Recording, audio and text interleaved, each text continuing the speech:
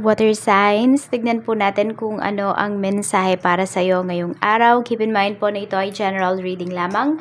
So, hindi po lahat ay makaka-relate, so be open-minded. Sa mga hindi pa po nakasubscribe dito sa ating channel, please subscribe na po kayo. And palike na din po ng ating video. At sa mga nais naman po mag-avail ng ating private readings, Lucky Stones and Amulet, makikita nyo po yung link sa description box below. Tarot Intentions by Aliana Reyes. We have passion. Yan. So, pwedeng mag-enjoy lang ba kayo ngayong araw na ito?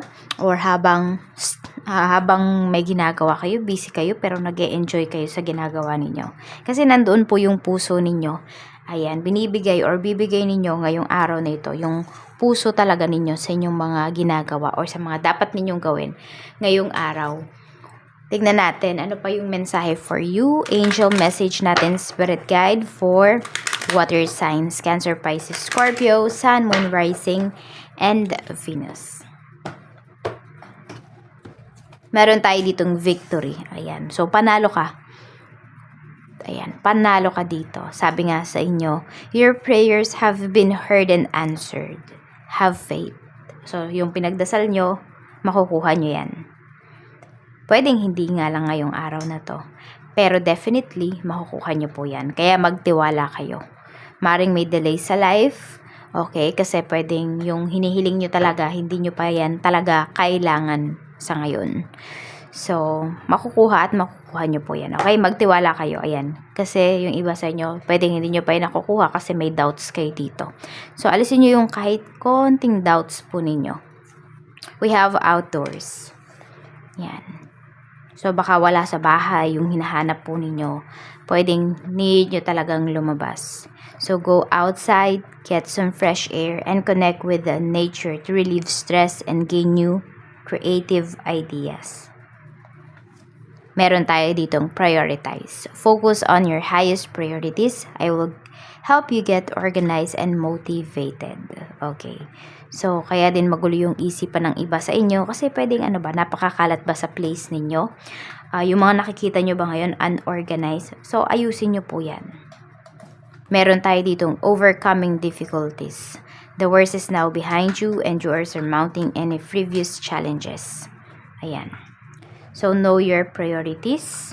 Kung alam mo yung ginagawa mo, alam mo yung priority mo, hindi ka matatalo dito. Okay? So, alamin mo ano ba talaga yung gusto mong matapos ngayong araw na ito. And doon ka mag-focus.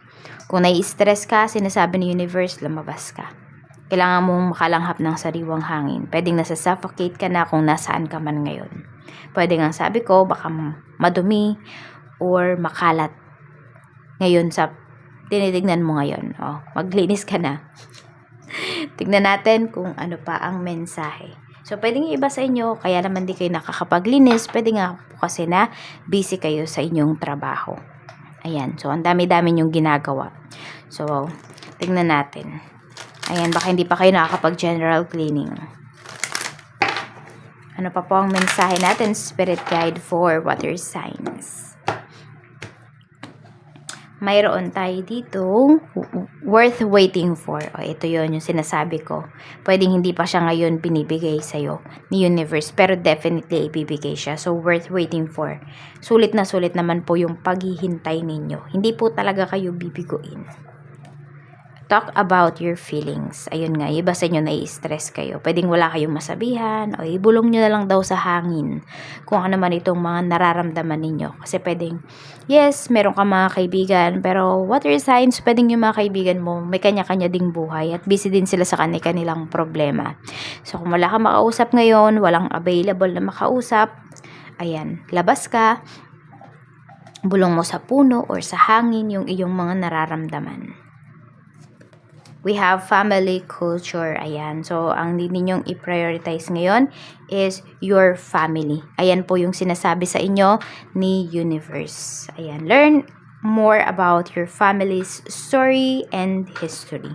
So, pwedeng may mga kakilala ka na kamag-anak mo pero hindi mo alam yung kwento nila. Chismis ba?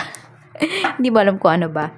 Ano ba talaga sila, ganito, ganyan. So, ayan po. Or pwedeng ano ba yung kultura ninyo, ano ba yung ginagawa ng mga ninuno ninyo, saan ba talaga kayo nagmula, I mean, saan bang lugar, baka hindi nyo alam. So, tingnan natin. We have love heals fear. Ayan. So, every time na you are doing what you love, you always give your heart. Ikaw yung panalo dito.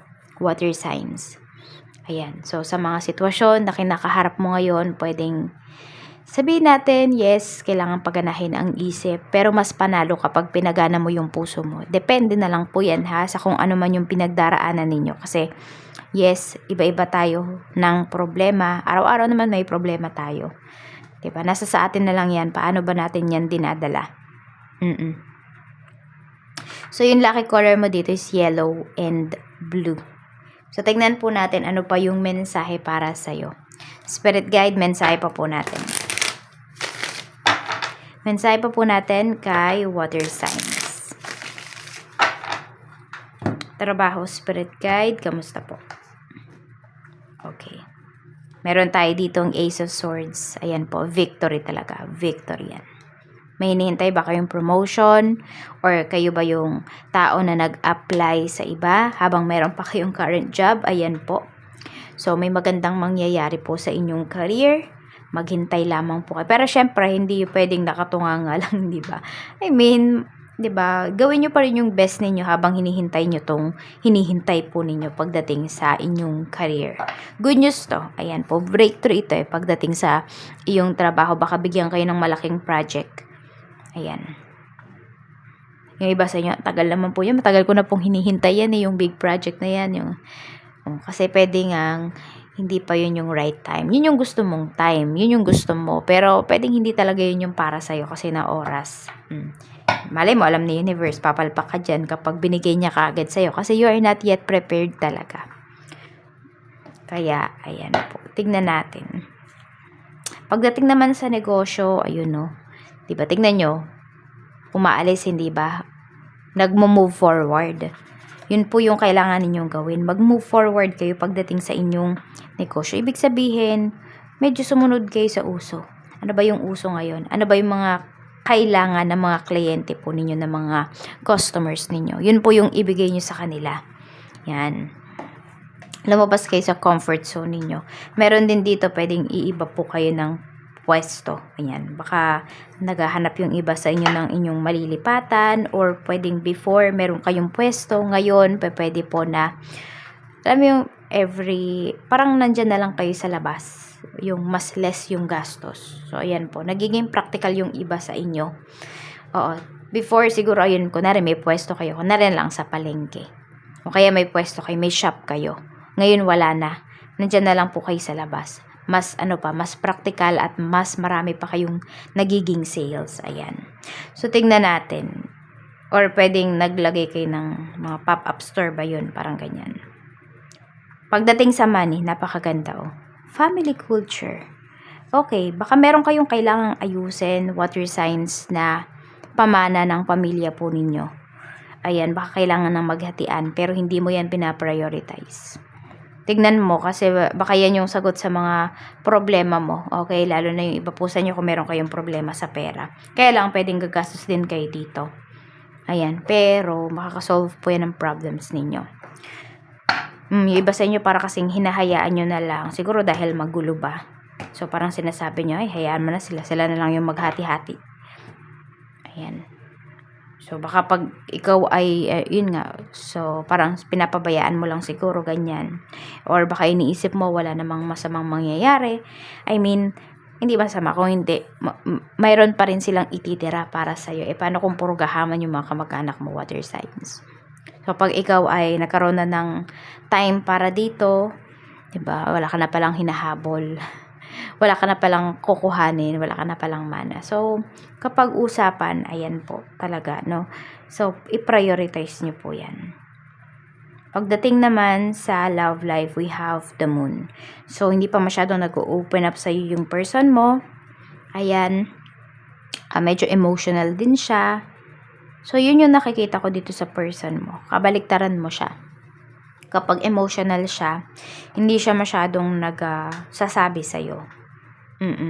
Ang nangyayari kasi, ang nangyayari naman, mabilis uminit yung ulo niya. So, pwedeng, ayan, kabisado mo na siya or kilala mo na talaga siya na kapag mainit ulo niya, emotional to, meron tong pinagdaraanan.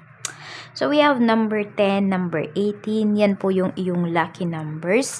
Maraming salamat, water signs. Mag-iingat ka and more blessings to come.